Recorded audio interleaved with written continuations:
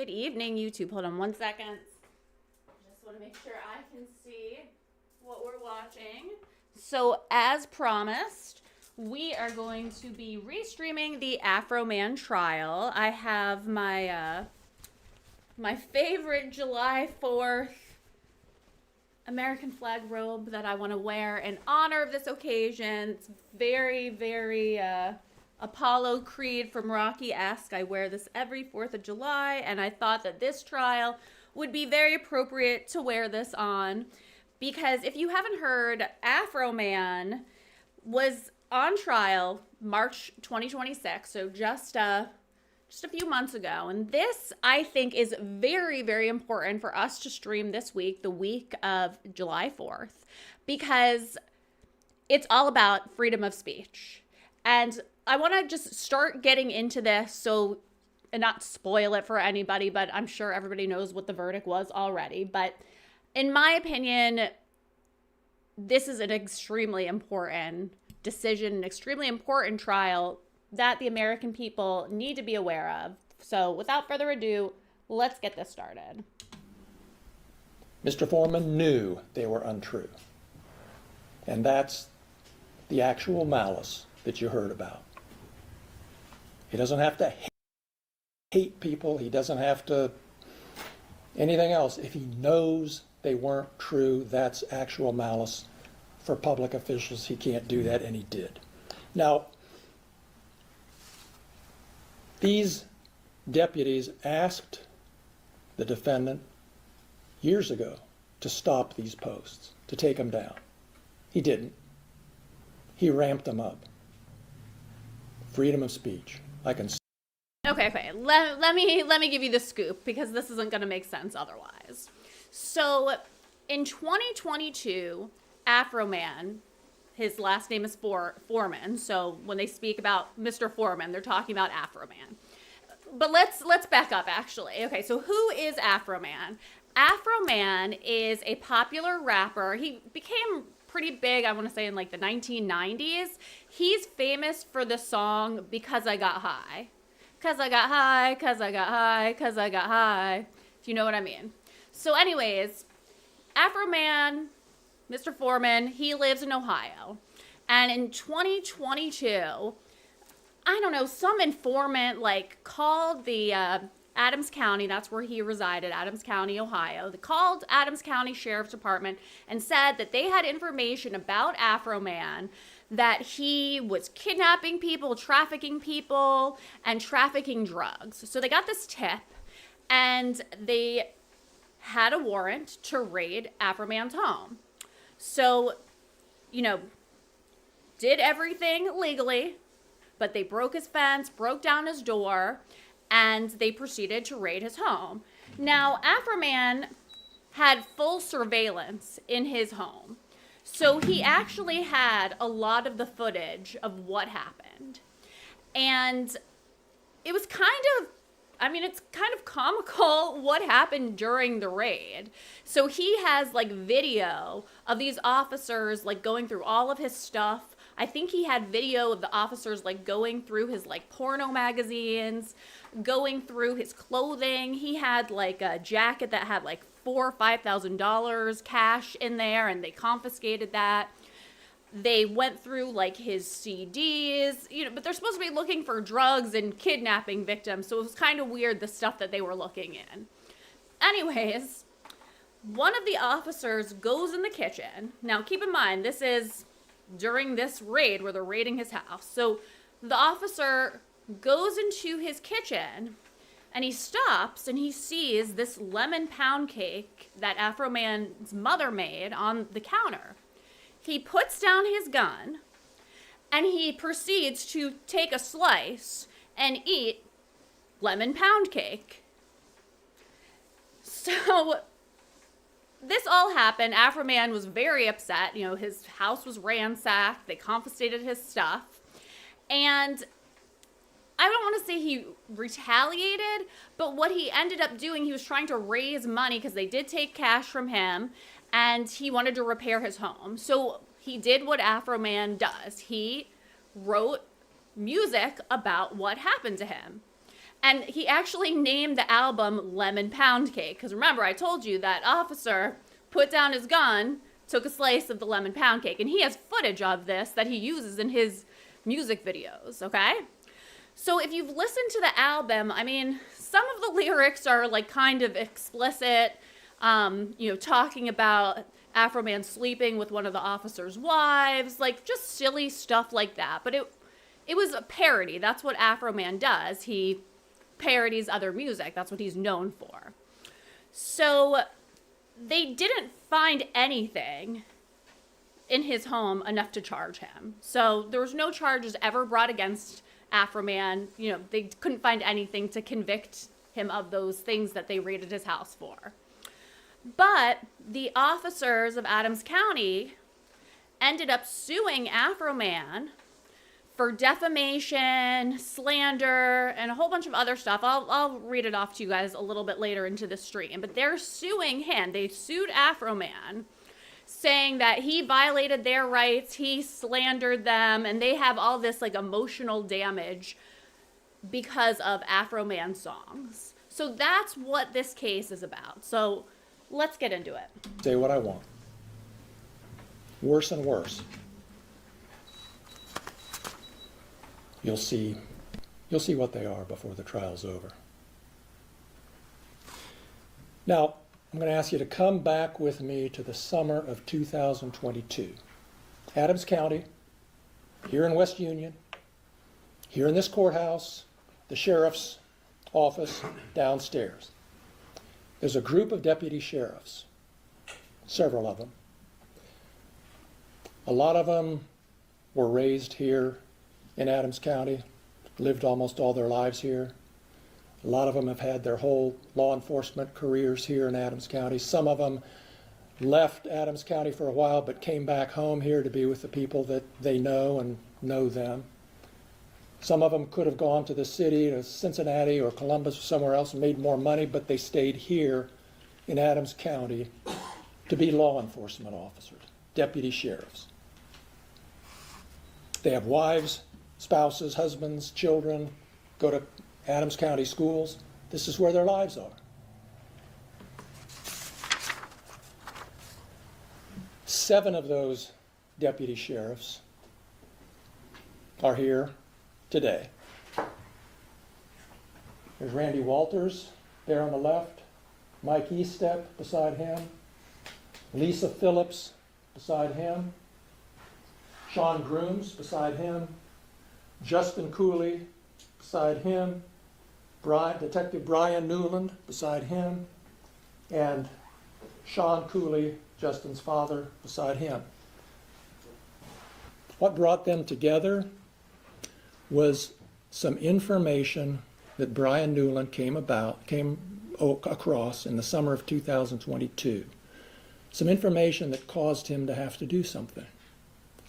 So he typed up a search warrant and he took it to a local judge. The local judge looked at it, approved it, signed the search warrant, and Detective Newland started gathering deputy sheriffs to help execute this search warrant, and it was a search of defendant Foreman's property out on Russellville Road here in Adams County. Detective Newland will tell you that any search like this is potentially dangerous, so you like to have as many people as you can. The deputies had guns, of course. A couple of them had rifles, which is normal protocol in a situation like this. And there were about 10 of them altogether who were gathered to execute this search warrant in August of 2022. And these 7 were some of those deputies. The evidence is going to show that they approached, the evidence will show, first of all, none of these deputies had any idea when they woke up that morning that they were going to be executing a search warrant. None of them had any idea that by doing their duties that day, their lives would be turned upside down. That evening, they approached the premises, spread out the way they had it planned. They knocked on the door, no answer. Tried the doors were locked, doors were secured. They ended up gaining entry with a battering ram, had to knock the door down. Again, that's procedure that happens in executing warrants when that's the way you need to get in. Nobody was home. Nobody was home. Mr. Foreman wasn't home. He was away in Chicago doing a show. The deputies searched the house. They found a small amount of marijuana. They found a significant amount of cash. They seized the marijuana. They seized the cash. That's what they do. And that was pretty much it. No evidence of a major crime was found. And so what happened was, after a while, the local sheriff ordered that decided there's not going to be any charges filed here, and so he ordered the cash to be returned. It was over $4,000 total cash found in some of Mr. Foreman's clothing and another place in his house.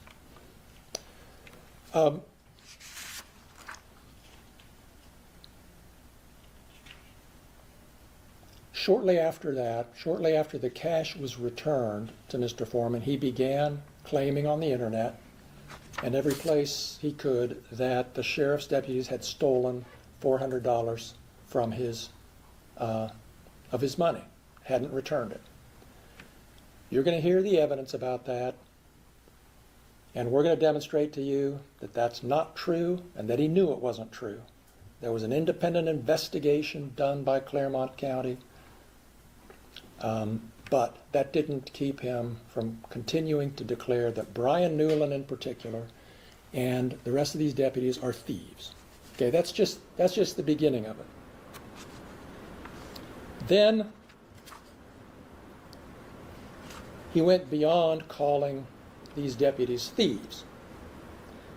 As I've indicated to you, he called Brian Newland a pedophile. Not called him, he posted it, published it, all over the internet in various posts. Oh, he wrote a song about it too. He found a photo of Detective Newland from a Shop with a Cop event that Mr. Newland attended with little kids, disadvantaged kids, kids in the community, shop with a cop, get them to know law enforcement.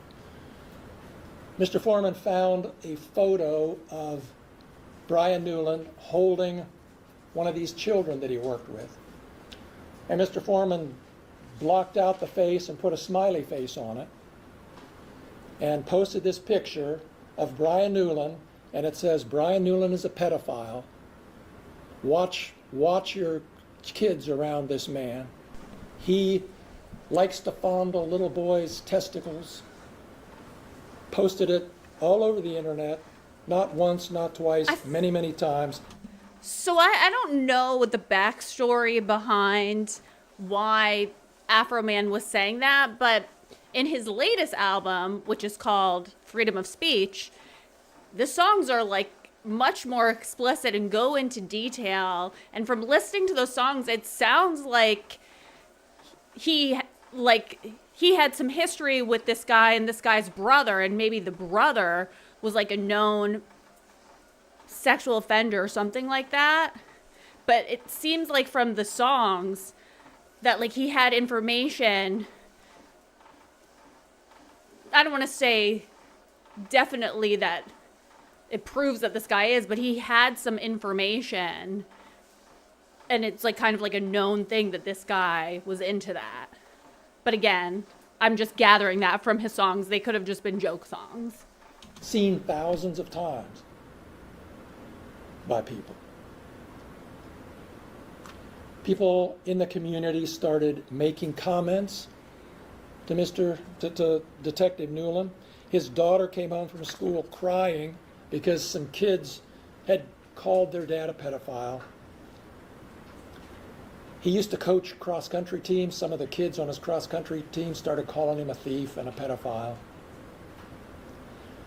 He'll testify, he'll tell you that his daughters used to have kids over all the time. They like to hang out at his house and do things.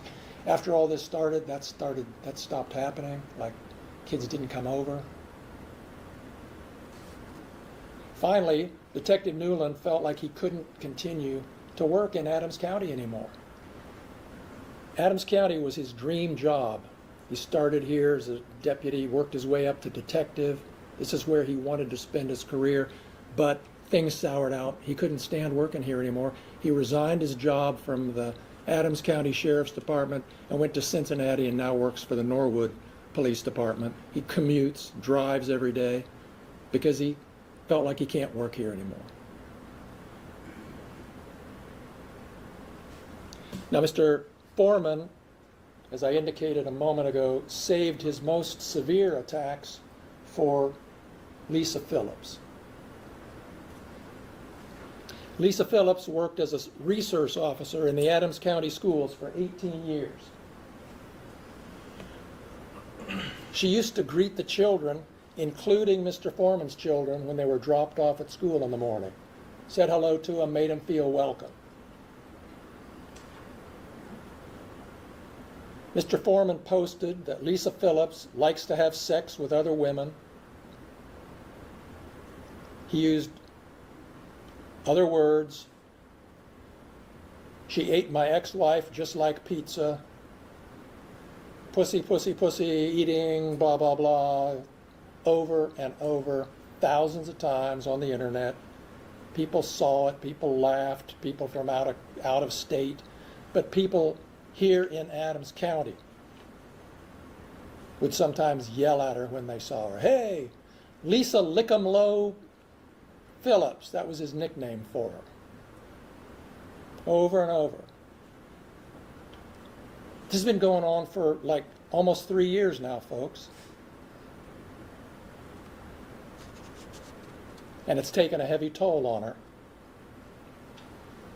Her child came home from school crying, saying, because the kids were saying, did your mom have a sex change? Because of what they saw that he had posted. We asked him to stop. He doubled down.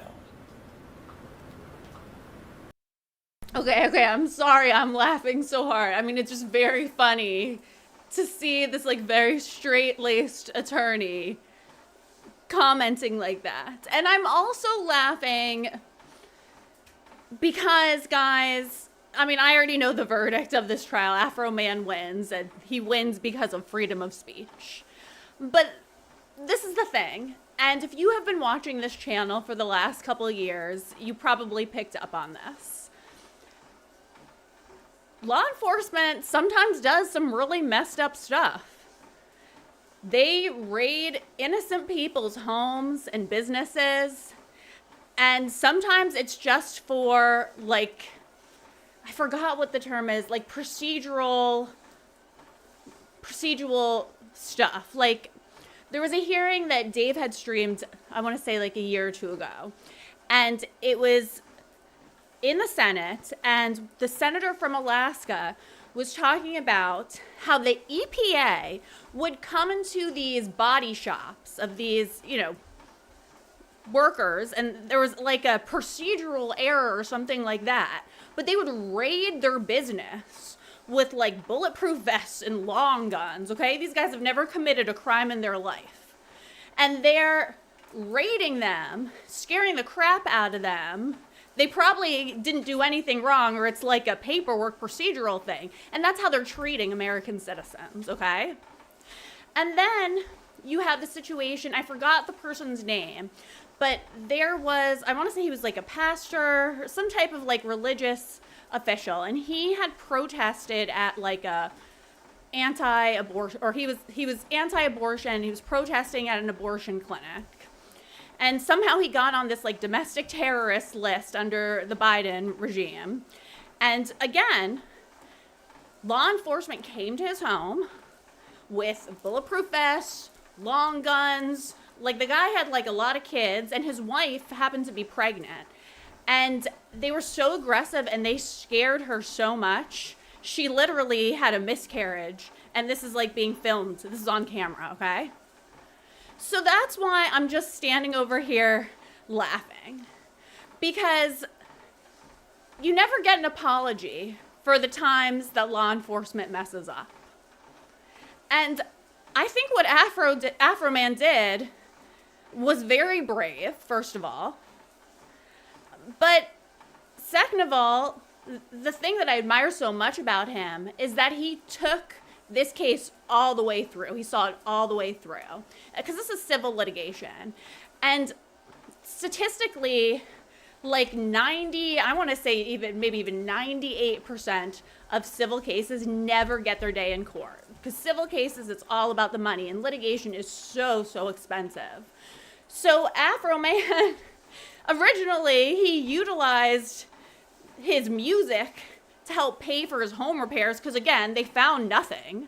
But he still had to pay for his own repairs, and they confiscated his money. They didn't give it back right away. I don't know his financial situation at the time, but he needed to make money, and that's what he did. So anyways, he saw this all the way through, and I'm like very excited to see what this case will do in the future and how this case will be used as precedent. Because again, he won.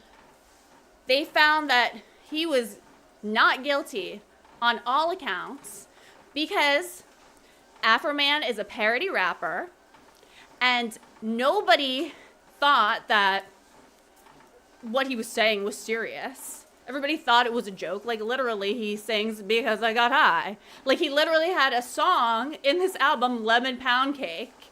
And if you watch the video, you'll see the footage of the officer going into the kitchen and like eyeing the lemon pound cake. It's really funny. But the funniest part about all of this, guys, so after you watch this tonight, go to Apple Music or wherever you get your music and download his new album, Freedom of Speech. Because if Lemon Pound Cake is bad, oof. The Adams County Sheriffs are probably not very happy with the Freedom of Speech album. Thank you, Judge. She's out on call doing her duty. Someone yells at her, "Hey, Lisa Ligamalopeith," calls her a thief. She's had to miss days of work because of the emotional upset. Her doctor has her on medication. Because of this, because of lies. Just Friday, on the eve of trial, he published the most egregious thing you can imagine. I don't know if any of you have seen it. I think you will in this trial. It's basically pornography about Lisa Phillips. Mr. Foreman also targeted Deputy Randy Walters for special treatment. In several videos seen by thousands of people, Mr. Foreman declares, "I used to fuck his wife. I used to fuck his wife doggy style." His daughter came home upset because the kids at school were saying, "Hey, is Afroman your father?" This video is not appropriate for children. Just putting that disclaimer out there. Sorry, guys, I really didn't know that it was this explicit, but it's entertaining me. So hopefully everybody watching it is an adult. Father? We asked him to stop. He didn't. He's still publishing. There's new videos today coming out. In your face, I'm going to do what I want.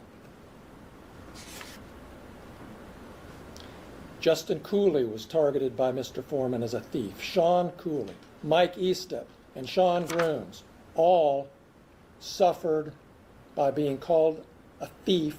They're sheriffs. They go to people's houses to do things. "Hey, you're going to steal my money too?" Their reputations have been damaged. It's harder for them to do their jobs. You'll hear all the evidence. That's what this case is about in terms of the facts. At the end of the case, you'll have to decide if Mr. Foreman should be held responsible for what he's done. That's what the case is about. Should he be held responsible? I indicated during our jury selection process the kind of damages we're going to be asking for, the non-economic, the value damages. You'll hear all the evidence. You'll have to decide, how bad was this? I think They were asking for over $4 million in damages, by the way. you're going to decide it wasn't just a little minor, said something bad about you. It was about as bad as you can imagine for these deputies. Reputation, pain and suffering, humiliation, personal embarrassment, loss of reputation, all that stuff, you're going to have to put a value on it. And I will tell you this, as I said earlier, I'll try to help give some guidance. You can reject it or not, because it's your choice. But at the end of the day, I'm going to be asking you for a number for all these people that is in the 7 figures. That's how serious we take this. And there's also a punitive damages element that may go to you depending on what the judge decides. And that's going to be another decision you'll have to make based on how bad you think this is and what this conduct deserves that's been done to these people. At the end of the day, it's about what's legal, what's moral, what needs to be done to make up in some way for what's been done to these deputies that have spent their careers defending this community and living in this community. That's all I have. Thank you. Thank you, Mr. Klinger. Turn now, Mr. Osborne.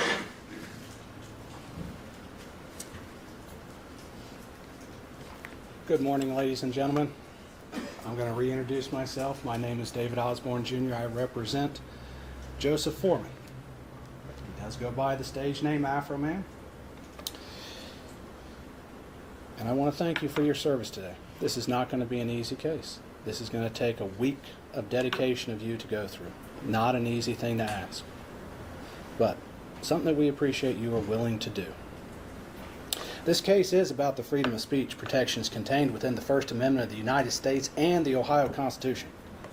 It is about an American citizen's right to make public comments about the actions of public officials, actions that took place in his own home, actions that took place within his home were part of his artistic, creative expressions. And Americans maintain a right to criticize, to mock public officials. And that includes law enforcement officers.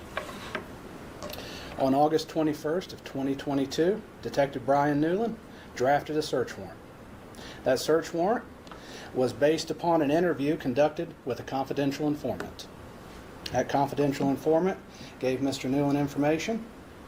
He put it in a search warrant, and then he went and he saw Judge Roy Gabbard, and Roy signed it. From there, they went to execute it that very same day. Officers from the Adams County Sheriff's Office, 7 of the 10, descended upon Mr. Foreman's residence with a hastily prepared search warrant. For a man who's famous for a song that said, "I got high," the amount of force used was excessive, to say the least. After all, based on the song, a bag of Doritos would have been enough to take him out. But they deemed it necessary to not only go to his residence with assault rifles, body armor, and even a riot shield to execute their search warrant. And all that led to... I just want you guys to think about how scary that would be. You're in your home, you're not expecting it, and suddenly your home is surrounded by a bunch of police officers in bulletproof vests, assault rifles, knocking down your fence, knocking down your door. It's very scary. It's a very scary thing to think about, and you can't do anything. It's not like you can shoot them or anything. If you have any guns on your property, you have to surrender. That's law enforcement there. So it's very unnerving. It's a very scary thing to happen. And as this attorney's saying, Afroman is known for his music. He's a big guy too. He sings Because I Got High. He was probably on his couch getting high and eating Doritos. He doesn't have a criminal record. Certainly not for anything violent or aggressive. Was the amount of force that they used really necessary? Now, because I've read this case in a lot of depth. And I know what law enforcement will say, you know, these are serious allegations and this is standard protocol. But maybe this case is like a perfect example of a reason why we need to take a look at those protocols and really consider, are the things that they're doing absolutely necessary? To a destructive search of Mr. Foreman's residence. Deputies searched Mr. Foreman's home, every one of his outbuildings, behind the couch, under the hood of a car. And you know what they found? A couple little joints, which, let's face it, because I got high, that was expected. And then they found cash. His cash, not theirs. His. They seized all that. It was cataloged, returned to the office by Brian Newland. Newland then does what's required by law. After you search, you have to return a thing to the court that says every single thing you seized, a return on your search warrant to tell the court what you took. In that, he puts a number for the amount of cash that was there. Now, Mr. Foreman, well, let me back up, because there's something I forgot during the search. For a search for marijuana, or whatever was in the search warrant, we'll introduce that later, they disconnected his security camera system. He has a security camera system in the house. He's had break-ins before. Most Americans, he has a security camera system. Yet in the middle of their search, they disconnect it. They say it's going to be because they wanted to take it for evidence. But you know where that evidence ended up? On the couch over there. Just disconnect it and leave it there. I don't know if that's standard protocol, but from what I've heard from other people that have experienced this, this is something that law enforcement does. And I've never heard that they've like seized the footage or anything like that, but what I've heard from other people was that they shut off the personal surveillance. And it seems like they're doing it so they can like get away and do whatever they want. Maybe, maybe not. That's just, like I said, I don't have any like facts to back that up, but that's just what I've gathered from hearing other people that have gone through this account. Now, what precipitated next is the primary focus of the lawsuit. Mr. Foreman did what he's done through his entire career. He took his life experiences and turned them into music, social commentary, and artistic expression. After all, one only need to look at the song, Because I Got High. The lyrics are there. I was going to clean my room because I got high. He was rapping about his life then, and his posts are talking about his life and his experiences. During the search of Mr. Foreman's home, deputies' actions during the search was captured in two places. One, the security system of Mr. Foreman. Joe's security system was active until they cut it. You also have body camera footage. Now, we don't have body camera footage for all 10. Not everybody was wearing body cam. But the officers that did, there is body cam footage. And he used this footage from both those locations to make his music videos. He posts them on social media like Facebook, YouTube, Instagram, and even TikTok. The plaintiffs decided they did not like what Joe had to say about him, or how they portrayed him, or how he used the footage of their behavior as their job as law enforcement officers, as public officials. Their response was to sue him in order to silence his freedom of speech, threaten his livelihood. After all, have you ever heard of a law enforcement officer suing a person for making a social commentary on him? Or have you ever heard of an officer suing anybody because someone said they didn't like what they had to say? Officers deal with it all the time. You know, the other thing that I think is really important to understand about this case too is that, you know, we talked about this earlier, like civil litigation is very expensive. That's why over 90% of civil litigation never gets to trial. And I'm talking about like people could spend anywhere from $100,000 to like $1 million just on attorney fees before ever getting to trial, okay? That is how much civil litigation costs in the U.S. That's a whole other topic, but it's crazy. And he was sued by these officers and the Adams County sheriff. So they're using government funds to sue him. So they don't really have a budget. It's not coming out of these officers' pockets. So it's, I mean, I hate to say it's not fair. I hate to say that because it's like, it's just not fair. Like, things aren't fair. I don't like to use that term, but just think about it. They're using government funds to sue Afroman to infringe on his freedom of speech. Like, how skewed is that? Dealt with it during my election. You don't sue people. You respect the freedom of this country and move on.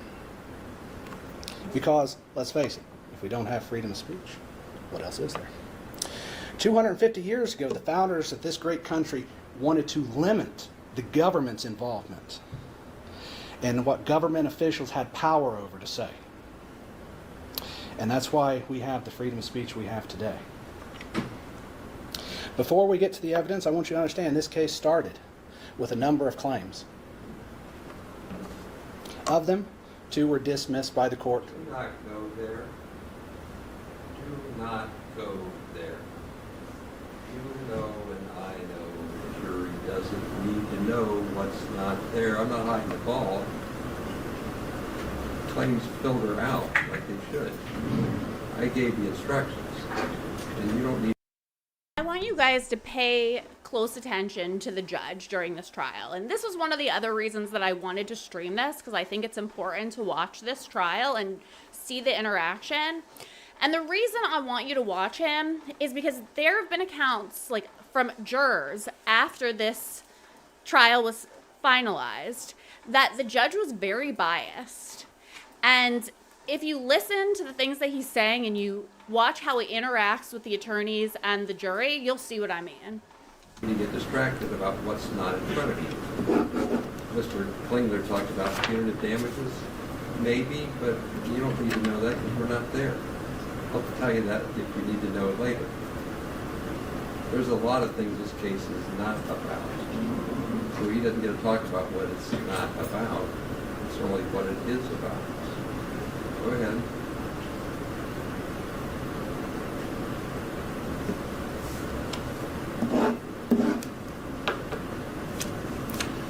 Forgive me. I have to readjust my opening slightly.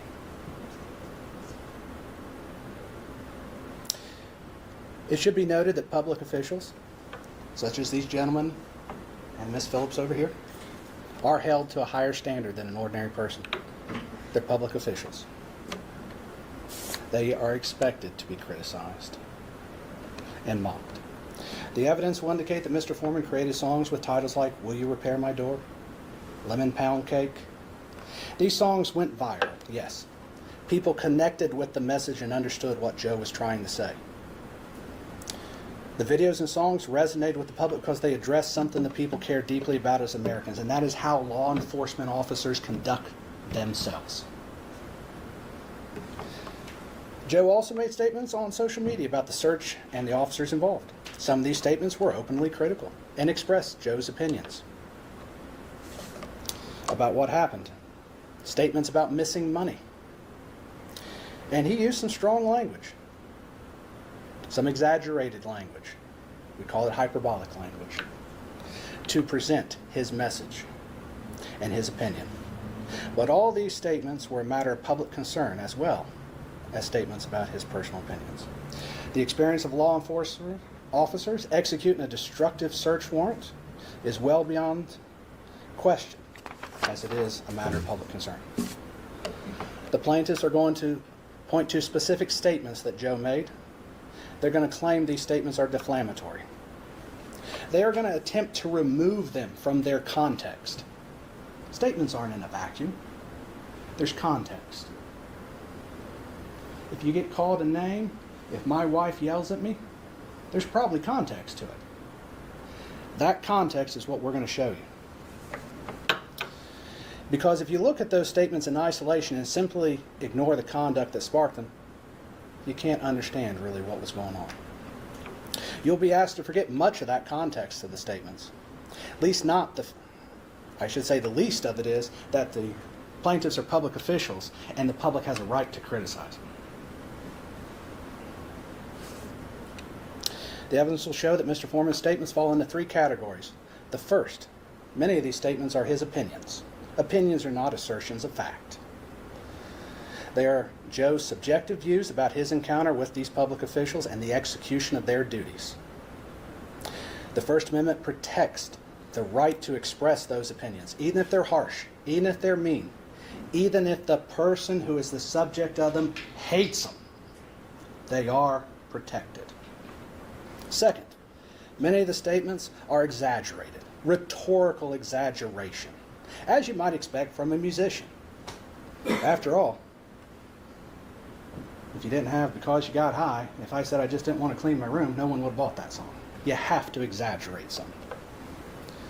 You'll see he used colorful language, sarcasm, and satire. No reasonable person would have understood these statements to be literal assertions of fact.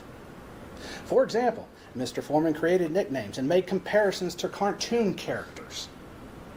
No reasonable person would understand those as a literal assertion of fact. That is a rhetorical satire flourish that has always been part of our social and political commentary in this country. After all, pick up the newspaper, you're going to see a political cartoon making fun of somebody. Watch Saturday Night Live. They make fun of people all the time. They even made fun of Joe. It just happens. It's part of our freedom of speech and also Mr. Foreman's artistic expression. The third is the extent that any of the statements assert facts. They relate to matters of public concern. Matters of public concern are exempted. These statements address how the search was conducted, what actions were taken, and how Mr. Foreman experienced this as a homeowner with these people executing their hasty search warrant. Indeed, the public's concern for such issues is reflected in the viral response that his content got. The plaintiffs bear the burden of proof in this matter, not Joe. They must carry the day. They must prove every element of their claim.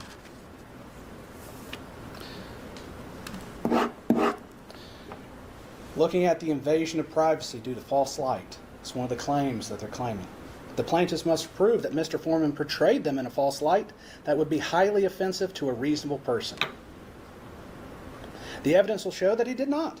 He used real actual footage of them performing their duties, stuff in the public domain. Joe's statements were based entirely on his personal experience and within his county of residence, which that is something I do want to clear up. Mr. Foreman lives in Adams County, not Hamilton County. Mr. Klingler was wrong about that. So he is a resident of this county.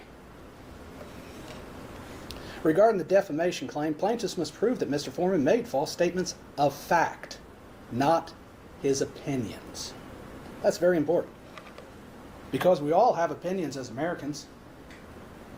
It's one of the great things about this country is we can share our opinions whether we like them or not.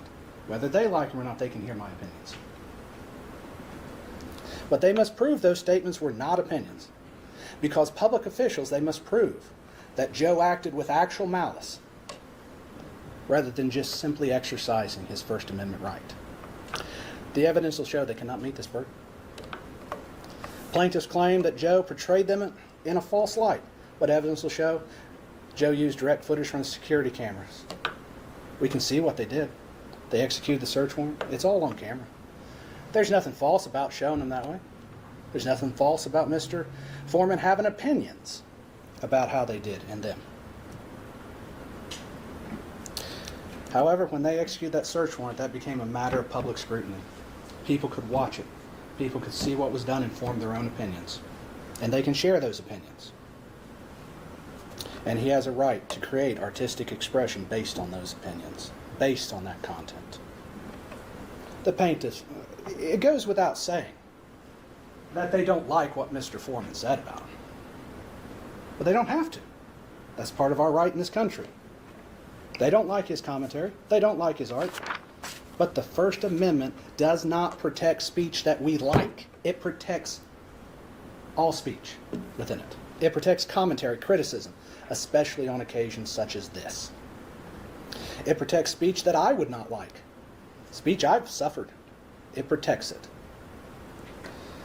You may not like the speech you hear, but it's protected.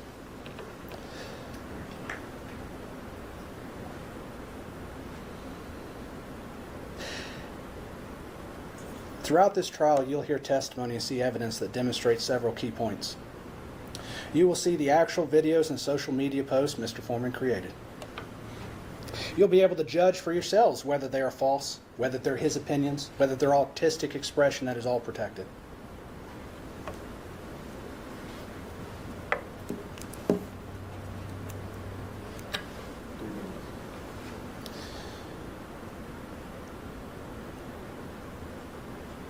It's about the right to comment on criticize public officials without fear of retribution, without fear of getting sued.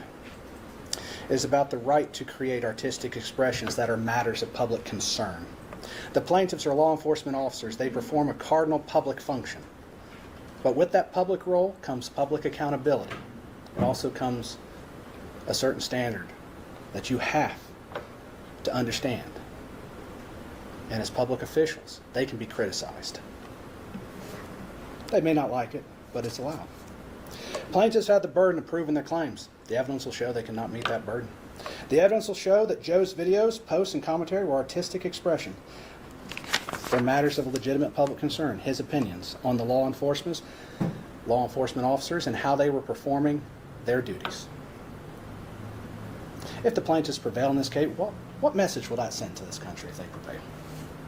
It sends the message that if you criticize law enforcement, if you comment on how they conduct themselves, if you mock them, if you create art with them in it, they can sue you. That's not the America we live in. That's not why we have a Constitution and the First Amendment. That's not why the First Amendment is in the Constitution of the state of Ohio. Ladies and gentlemen, upon the examination of the evidence at the end of this trial, I'm confident you'll conclude that Joe did nothing wrong. While the plaintiffs are unhappy, upset with what was said, he exercised a right he had, a right that every American has.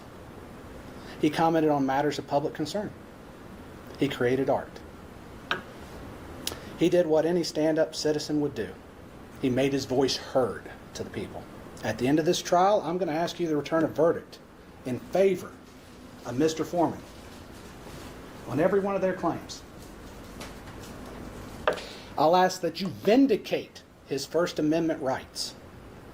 And I'll ask that you send a message to the American people that you can criticize public officials and that we are not living in a dictatorship where if you don't like what is said, you just sue someone to shut them up. Thank you. So again, one of the reasons I wanted to stream this week is because on Saturday, it's July 4th. It's America's 250th birthday. But I just want to take a minute to just address what's going on in the world right now. So we're celebrating 250 years of being America. And if you recall from history, we, the people, came here from the United Kingdom or from England at the time.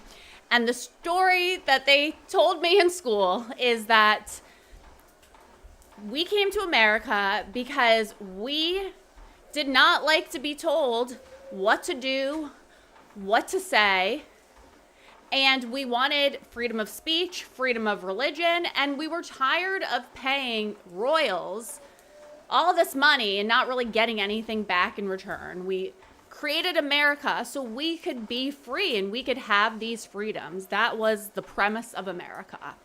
And freedom of speech is our First Amendment right. Now, think about what is going on right now in England or the United Kingdom. And I think that this is true. I'm not there, so I'm just going from what I hear in the news. But it seems like people in the UK don't have the same freedom of speech that Americans have. And what I've seen on the news is that people in the UK are getting arrested for things that they're writing on social media. So they have an opinion on something, they go on Facebook or YouTube or social media and they say how they feel about something. And then they have officers coming to their homes and arresting them because of the things that they posted online. Now, that's not supposed to happen here in America. We have freedom of speech. Think about the crazy things that people say every day on the internet. I see it every day in this chat, some of the crazy things people say to me. But that is their right because they live in America. They can say what they want pretty much. And the most important thing about freedom of speech is that we are free to comment about our politicians and our leaders and express things that we dislike about them. That is our right. And I think that that is such an important right because if they're doing something wrong, we need to tell them that they're doing something wrong. We need to share that with our constituents. They need to hear it too.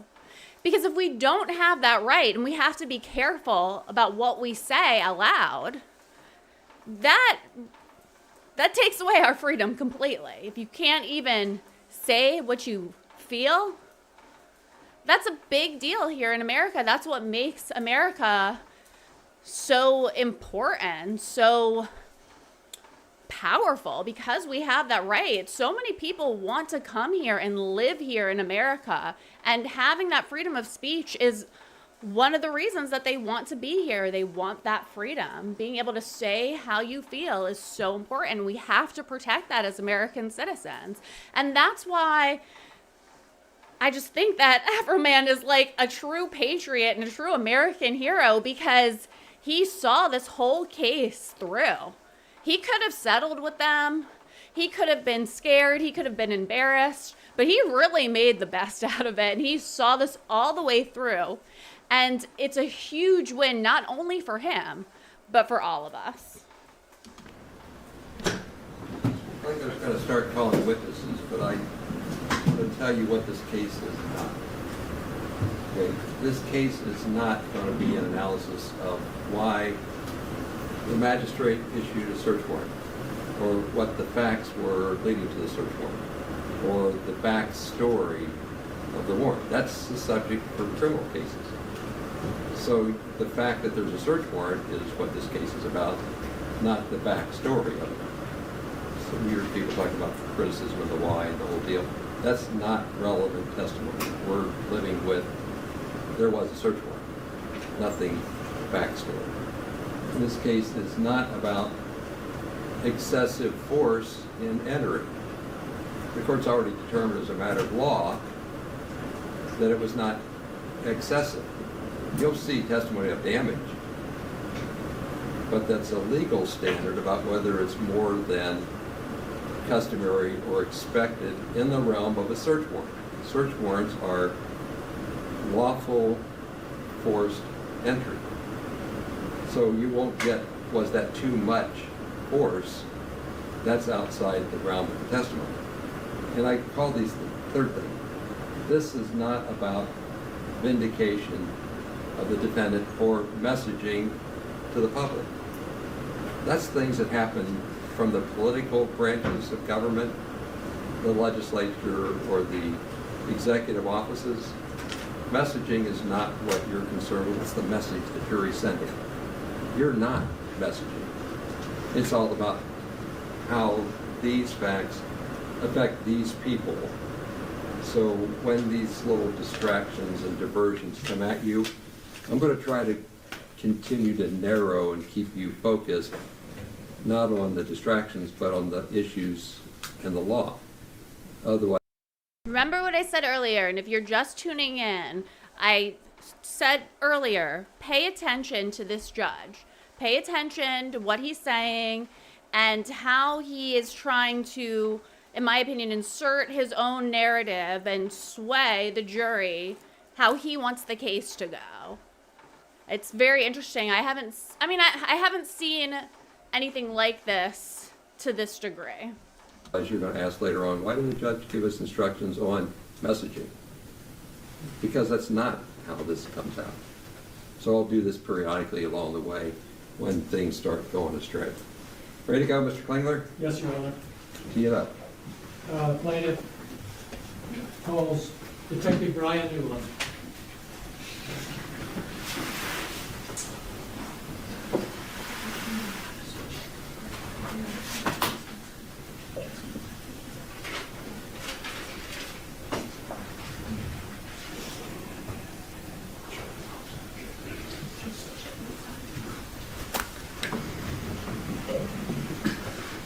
Raise your right hand. Do you solemnly swear the testimony you're about to give shall be the truth, the whole truth, and nothing but the truth? As this, you shall answer unto God. I do. Thank you. You can be seated. Since you're a public official, we won't expect to have your private residence address. Klingler, go ahead. Thank you, Your Honor. Would you introduce yourself to the jury, please? My name is Brian Newland. And Mr. Newland, where do you live? No street address, just generally. I live in Adams County, Ohio. And how long have you lived in Adams County? From 1995 to 2010, and then from 2015 to current. What were you doing between 2010 and 2015? I was in the United States Army. Honorable discharge? Yes, What do you do for a living? I'm a police officer. And when did you start in law enforcement? I originally started in law enforcement in 2014 And what position was that? as a deputy sheriff Where? at the Adams County Sheriff's Office. And then how long were you a deputy in the Adams County Sheriff's Department? The Adams County Sheriff's Office was my first full-time job in law enforcement, and that was from 2014 until 2023. All right. And why did you become a deputy sheriff? After I got out of the military, I just wanted a job that I thought would be exciting, something different. So I chose law enforcement. Do you have family here in Adams County? Yes. Can you tell us who? All my family's here. My kids, my grandparents, my mom, my brothers, cousins, aunts, uncles. Did your children go to school in Adams County, or do they? Yes. You were involved in the execution of a search warrant back in August of 2022. Yes, I was. And I want to take you back to the night of August 21st, 2022. Were you part of a team that searched Mr. Foreman's home? Yes. What was your role in obtaining that warrant? I prepared the search warrant based off information I was provided, and then I met with the judge and the prosecutor at the time prior to serving the search warrant. And was a warrant approved? Yes. Can you tell us where what the subject of the search was?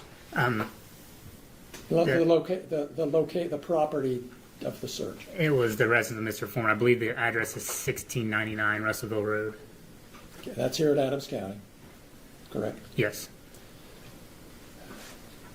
Now, were the other plaintiffs here in the courtroom, were they also deputy sheriffs or part-time deputy sheriffs that participated in that search? Yes, they were. And was Mr. Foreman at home during the search? No. Were Mr. Foreman's children present during the warrant execution? No.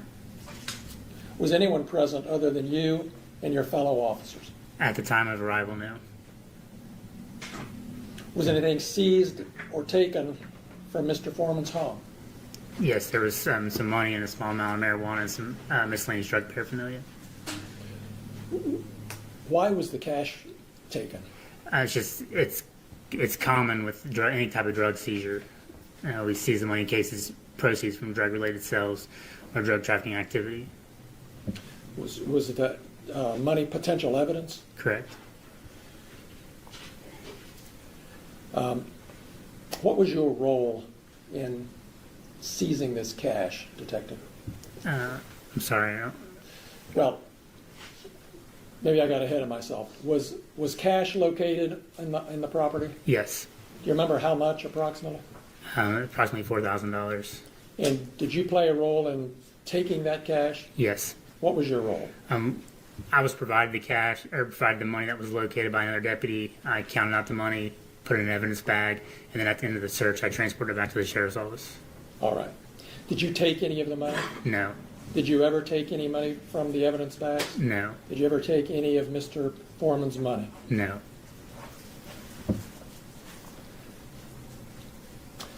Was your counting of the cash recorded on your body cam? Yes. And have you had a chance to review that? I have.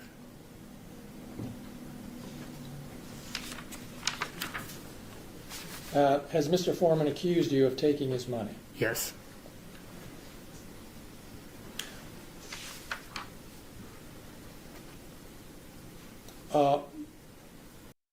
But they did take his money. Whether or not they were doing it because it was standard, they still did. They did take his money, so that wasn't slander for him to make a song about it. Are you aware that the cash was ultimately returned to Mr. Foreman? Yes. And can you tell us why that was? The prosecutor at the time decided that we're not going to pursue any current criminal charges, and the property was released back to him. Okay. Were you present when Mr. Foreman picked up the cash that had been seized? No.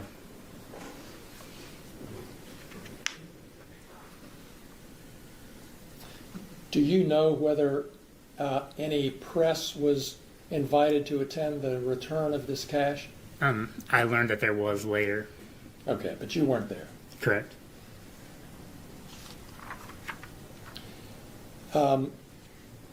Can you tell us what happened when the money was returned to Mr. Foreman? Your Honor, I would object to that. He's already testified he wasn't there. Okay, let me rephrase it. That's fair. Was an allegation made that there was less cash than there should have been? Yes. And who made that allegation? I believe Mr. Foreman.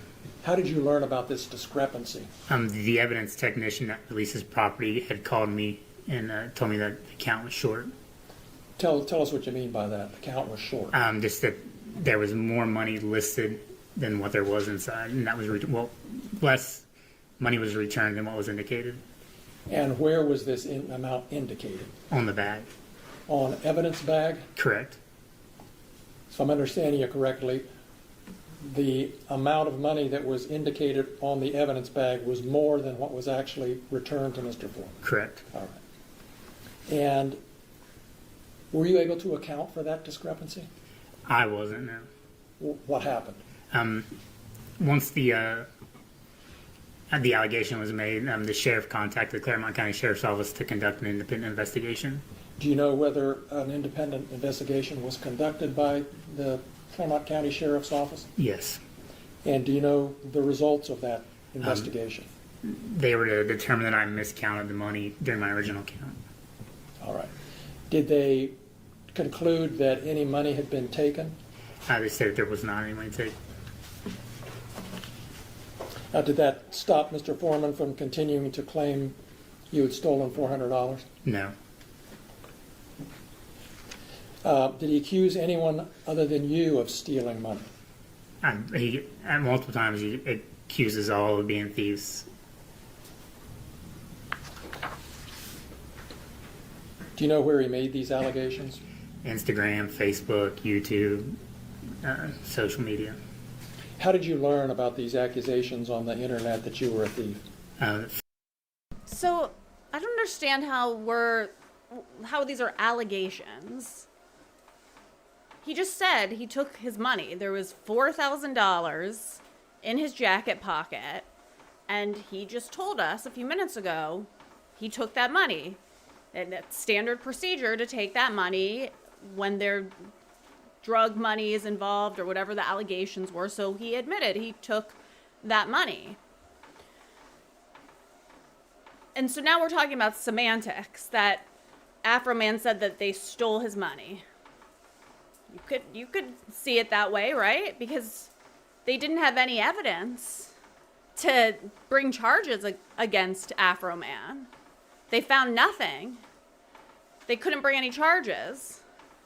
So one could say, yeah, they stole my money. They took my money. That was my money. They took it and didn't give it back. And I don't even know to this day if they gave back the full amount.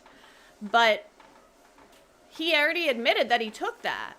So why are they acting so shocked that he posts that on social media? Friends and family were sending them to me. Were the accusations true? No.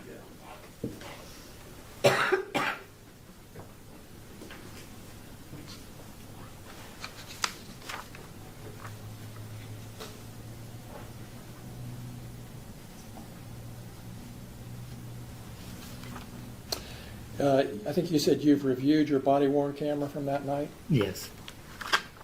And were you able to tell what happened? From what it appeared as if I began counting money, I stopped the reshuffle money that was in my hand, and then began counting again after putting money down.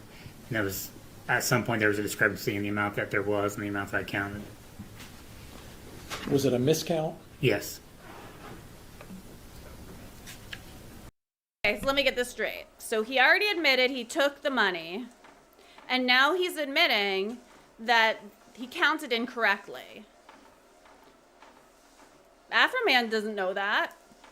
They took his money. He didn't get it all back. I would say that it's fair to say that his money was stolen. It was taken from him against his will. They had a duty to give him back the full amount, and they didn't. So where's the slander? Where's the lies? What you should be upset about watching this trial, remember the fact that these guys, these Adams County sheriffs, they are suing Afroman, not the other way around. They sued him. He's the defendant, okay? They brought this action against him, and they're not using their money out of their paycheck. They're using government money to fund this civil action. What a waste of time. I mean, I think this is important that we need to watch this. This is real justice for the American people, but wow, what a waste of taxpayer money. I bet there's a lot more important things that money could have been used for in Ohio than going after Afroman because of words that he wrote on the internet. Now, were any charges ever brought against Mr. Foreman as a result of this warrant execution? I may have asked you that, I'm sorry. No. Sometime after the execution of this warrant, Detective Newland, did you become aware that Mr. Foreman had posted certain things other than being a thief about you on social media? Yes. And how did you learn about these posts? Friends and family were also sending them to me. Ms. Gratzer, could we see Exhibit 16? Yes. We need to switch it to the HDMI. I'm right. Okay. So it can be. What is she wanting its card on? She needs to switch to left law, I believe. It's loud. All right.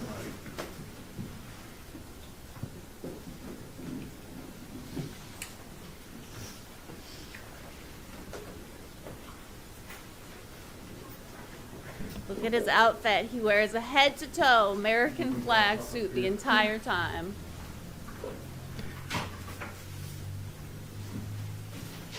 You want to go to card? Yes.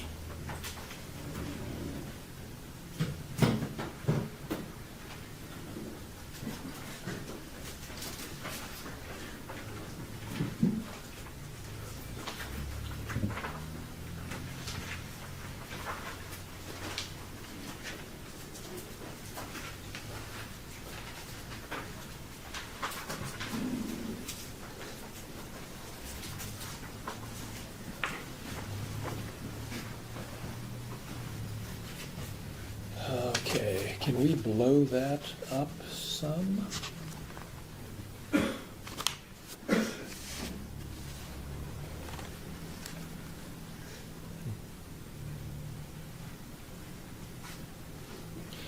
All right.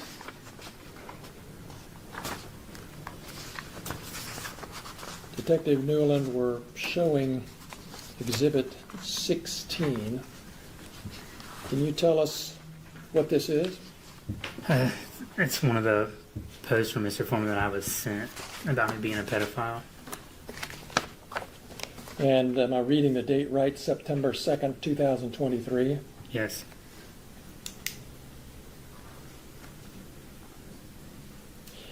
And I'm not going to ask you to read it, but I will read part of it just to make sure it's in the record and that people are clear on what it said.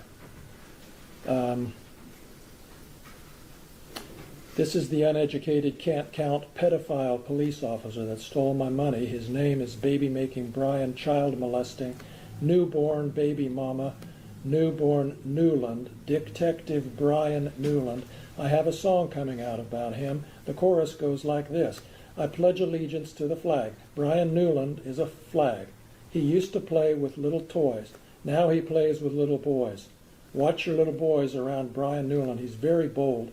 He will fondle little boys' testicles and butt cheeks right in front of you in broad daylight. This is a public service announcement. Stay safe. Did I read that correctly? Yes. Can we see Exhibit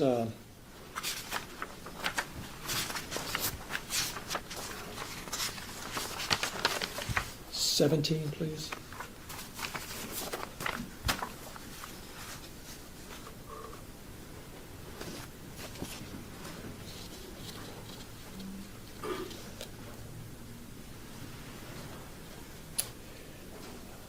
Can you just scroll down so we can see the whole thing for a second? All right.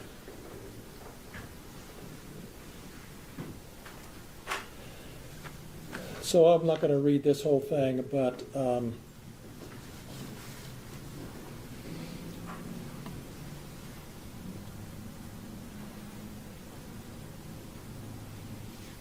it says, in part, if you pay me back the money you stole from me, I won't tell the world about your pedophile pilgrim family, you know, like your brother, that's named Will You Stop Sending Dick Pic Williams, a.k.a. William Newland. If you get arrested in Abbs County, all you got to do is lie on me and Brian will let you go.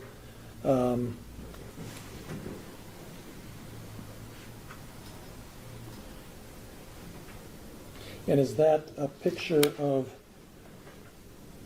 your brother beside your picture? Yes. And was your brother convicted of a misdemeanor? Yes. What was that? I don't recall what the charge was. It was a misdemeanor charge? It was a misdemeanor, correct? Did you have anything to do with that crime? No, I did not. Have you ever been accused or convicted of pedophilia? No.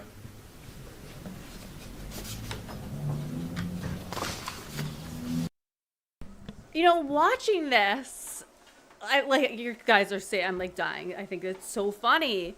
I think it's so funny because these officers are doing this to themselves.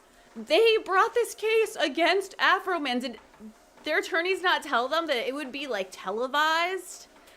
Like, I have had no idea that Afroman made those posts or made a song about these guys until this trial. And it was publicized. Now, not only does all of America know, but the whole world now knows all of the explicit things that Afroman said about these guys. And in his music videos, you know, he's showing the surveillance of what these guys were doing in his home. I mean, it is comical because they look so dumb. Like, who prepared these guys to go on trial? This guy literally reminds me of a cartoon character. He reminds me of that show, Brickleberry, I think it's called.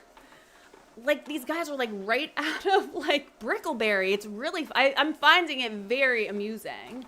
But just keep in mind, guys, they are bringing this themselves. They're bringing this onto themselves. They sued Afroman, okay? They entered his home no charges were brought against him. They never apologized to him. They also, like, could have been nice to him when they were searching his property. They didn't have to break stuff. They didn't have to eat his lemon pound cake. They didn't have to go through his porno magazines. I know that's, official police business. But they didn't have to do all those things. And if they're so embarrassed and so traumatized and their lives were so hurt by the songs that he made, I don't know who advised them to go ahead and have it all publicized again in trial. Because it just looks so much worse for them. It's just making it so much worse. And like I said, if Lemon Pound Cake was an album that was explicit and made them look bad, oof, the Freedom of Speech album that he put out after he won is so much worse. Let's look at, let's see, number 18. Is that a video? Yes. All right. Shall we play the whole thing? Or what, do we have a clip? Yes. Oh, yes. Baby making Brian newborn Newland. Yeah, the serial statutory rapist with the pedophile brother fired from the People's Police Station. Will you stop sending Dick Pig Williams? All right, and let's take a look at number 10.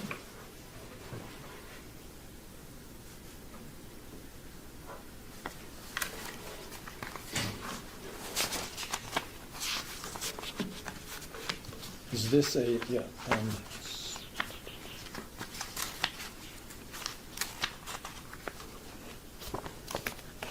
okay. Let's see. He used to do hard drugs. It says there in the third or fourth line. Did you ever do hard drugs, Detective Newland? No. He snitched on all his friends. Do you have any idea what that's all about?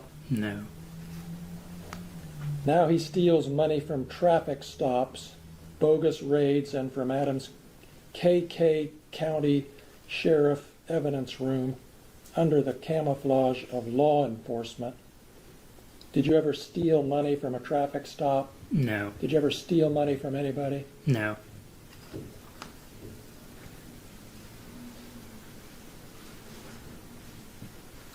Then down below it says, baby making Brian Newland t-shirts on sale.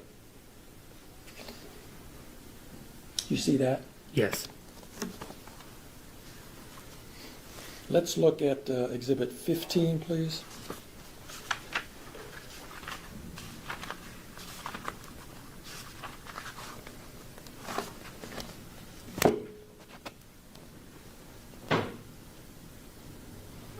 And can you tell, Detective, is this a picture of you at the entering the or somewhere in the property of Mr. Foreman during the search? Yes.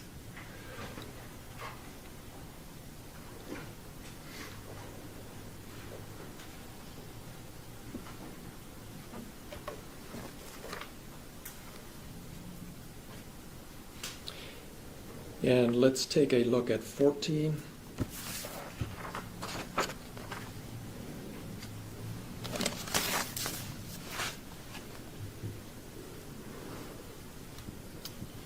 And do you know where this was taken? I guess you weren't there. It appears to be the inside of the interview room at the Adams County Sheriff's Office. Would that have been where his money was returned to him? Yes. And part of what it says is, when I went to get my money and we realized baby-making Brian Newborn Newland had stolen $400 out of the evidence money.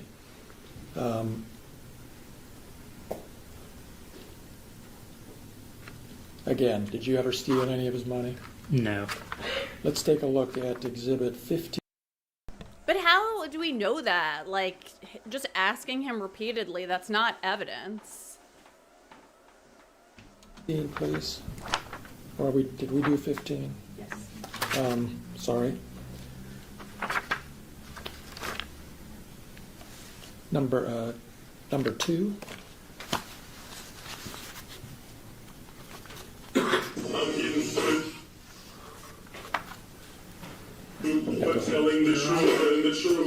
Okay. Oh, I'm sorry. Objection. Yes, Your Honor, I would have an objection to this Tell video. me what it is.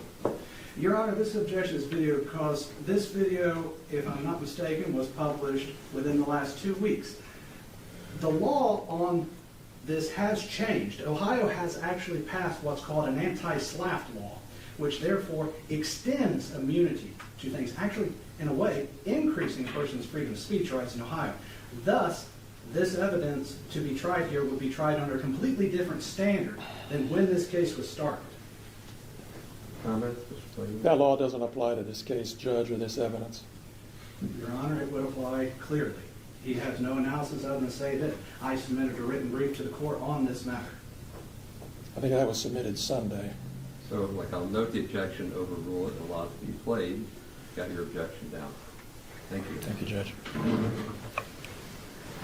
Can you expand it a little bit or not? I cannot. So we can see the sign? Okay. Detective Newland, can you see what? For the record, also, because I just looked it up, Afroman has not gotten that $400 back. So apparently, the deputy seized over $5,000, was $5,031 in cash during the raid. And apparently, Afroman has counted and counted and counted that money over and over, and the $400 is missing. He's never gotten it back. And we just heard Officer Newland's testimony. He admitted that he took the money as evidence, but he also admitted that he may have, miscalculated or messed up the count. I don't remember the exact term that he used, but he admitted that. So I don't understand, why hasn't anybody given him back the $400? I mean, that's a good amount of money. Like, how could that be lost? Why is there that discrepancy? It doesn't look very good for them, does it? That sign says? Yes, What is it? Would you read it for us? they stole my money. Okay. Go ahead and play it. Videos selling my truth and my proof. How can you take me to court when you stole my money and it's $400 short? You vandalized my property, and you filed a lawsuit properly. I'm a rapper, so I'm rapping. What? I can't talk about what happened. Videos I expose my cause. So what does that say? Sorry. What did you read? Could you read what that said? Yeah, Brian Newland stole my money. Brian Or Newland stole from stole my me. money. And that was just published in the last few days, as far as you know? Yes. Can we look at number 3, please? Getting sued for telling the truth and the truth. Posting videos, selling my truth and my proof. Same basis? Same basis on it, yes. Noted. Thank you. Go ahead. Can you take me to court when you stole my money and it's $400 short? You vandalized my property, I think that's enough for now. I'm a rapper, so I'm rapping. What? I can't talk about what happened. Videos I expose my cause. And that was the same video, obviously. Does it tell where that was posted? It looks like this one is on YouTube. And the other one was Instagram? Yes.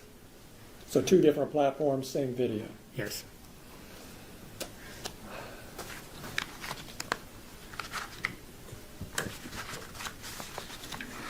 And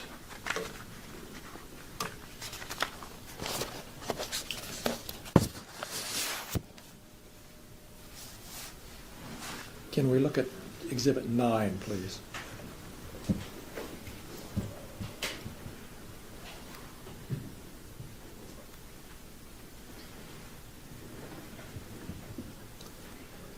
And I'm looking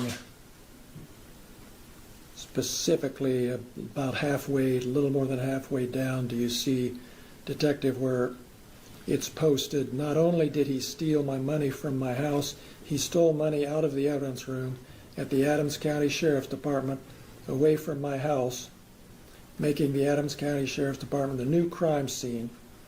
I'll just stop there. Again, did you ever steal any money from his house or from the Sheriff's Department evidence room? No.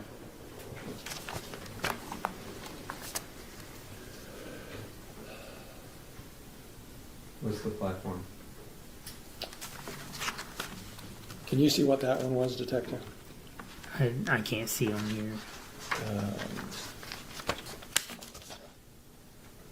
Is that Facebook? No. It's Facebook? I'll represent that it's Facebook, Your Honor. Thank you. Go ahead.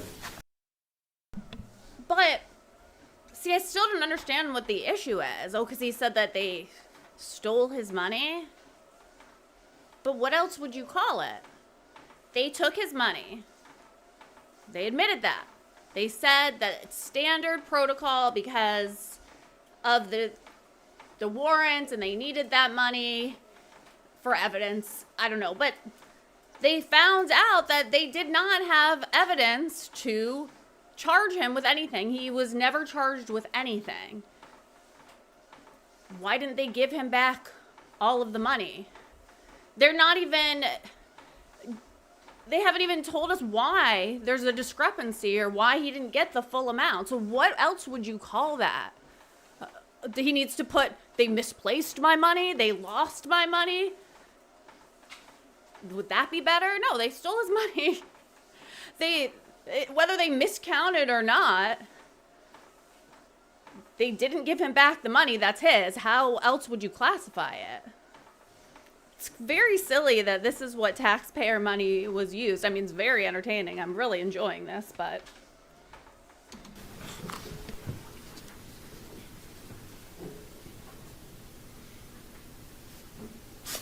So, and we can take that down or whatever. We don't need to keep it up. I don't care, but I'm done with the exhibits right now. Detective, I just want to ask you, the first one we saw with you holding, it looks like a child with a smiley face. Yeah. What was that originally a photo of? That was from one of the shop with a cop events at the sheriff's office. Well, what's a shop with a cop event?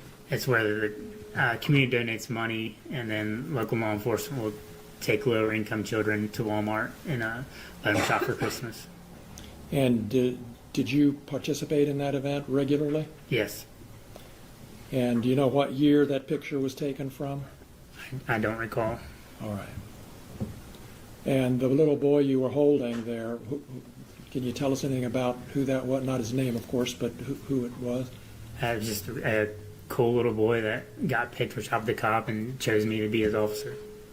Chose you to be what? His officer. And what did you do? Did you do something with him, shop with him, or what? We put him in the cruisers, turn the lights and sirens on, parade through town, and we go to Walmart and help him shop.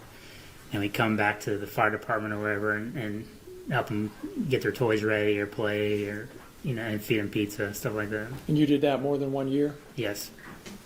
And that was a photo that Mr. Foreman or somebody on his behalf took and used in that pedophile posting? Yes. So, Detective,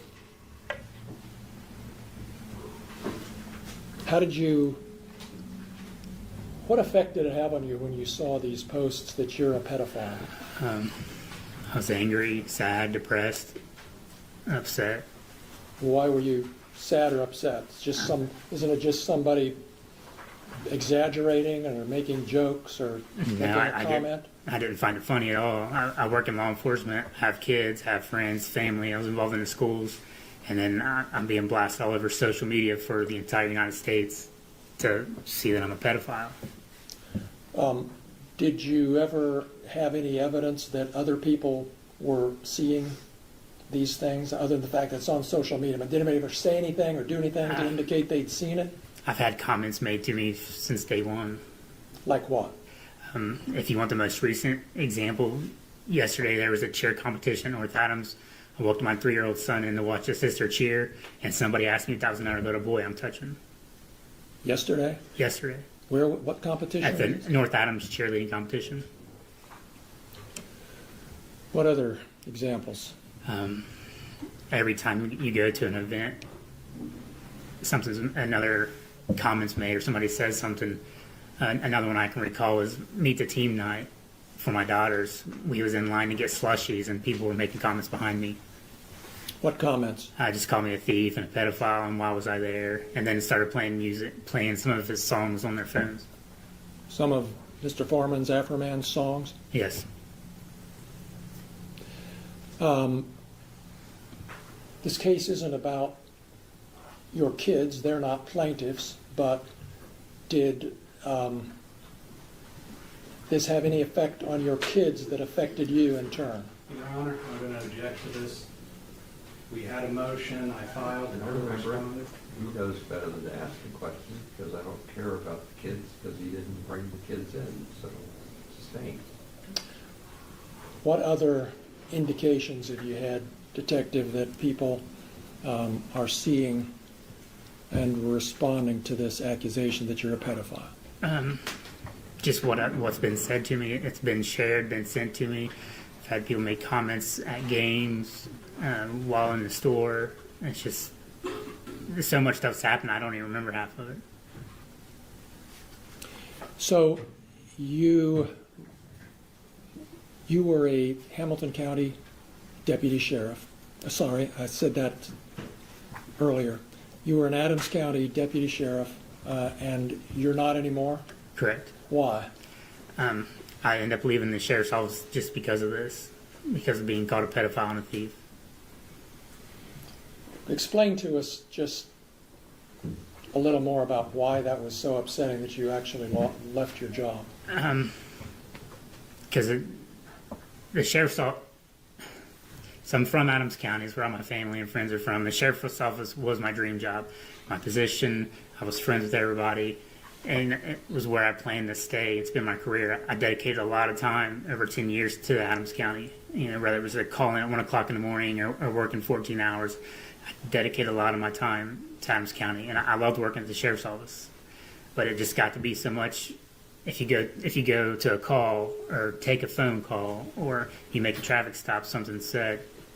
You go to Walmart, something said. I stopped going to my kids' games for a little bit because every time I would show up, everybody would be looking at me or something would be said to me, and just spared their embarrassment. So when did you leave the sheriff's office? I ended up leaving in October 2023.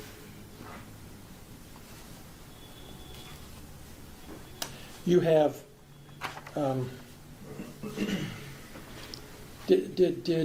do your kids' friends come to your house and hang out?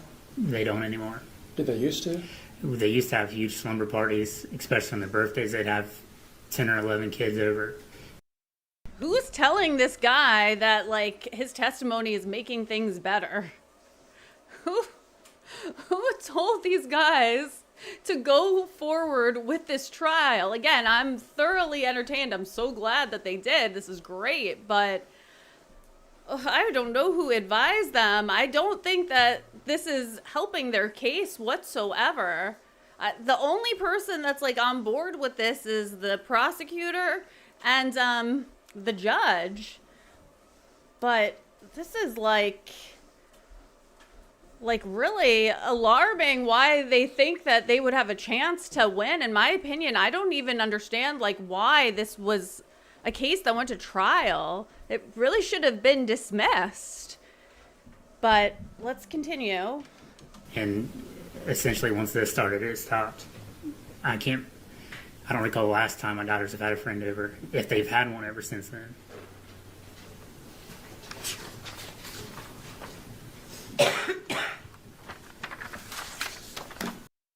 I mean, people make derogatory comments all the time about police officers.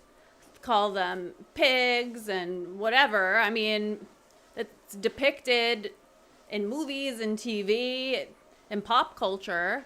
I mean, like I said, there's that cartoon Brickleberry. These guys remind me of that. But there's tons of, like, funny, like, cop shows that depict police officers in that way that Afroman's describing. So it's not like far-fetched, the thing that he's saying. I don't understand how this guy's like so thin-skinned, especially after the stuff that went on, like in, I think 2020, 2021 with like the riots and George Floyd and, you know, people really going against law enforcement and bringing to light the violence that occurs with law enforcement. So it's surprising to me that these guys like are so shocked that words were said against them. I mean, I feel like a lot of people already have this impression of law enforcement to begin with. It's just kind of common. It's a joke, a trope that's common here in America.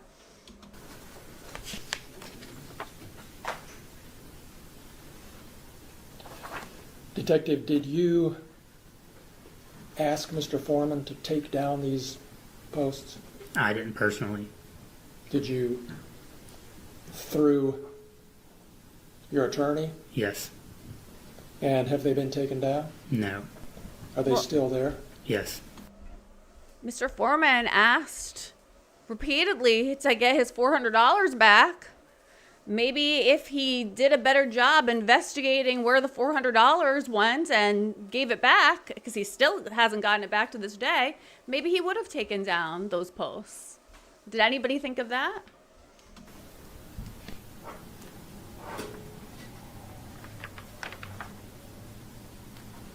Those are all of my questions. Thank you.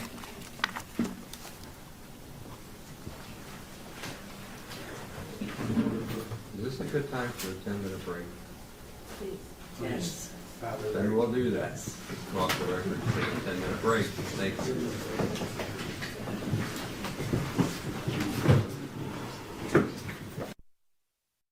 All right, guys. Well, this is a good place to stop for the day. You know, I plan to stream this, you know, throughout the week, and if we have to, we can go past July 4th also. This is really interesting. I was kind of nervous that the trial would be a little bit boring and I was going to have to, you know, change it up to like a Senate hearing or something, but I'm surprised how entertaining this is. I have seen, you know, certain parts of this trial.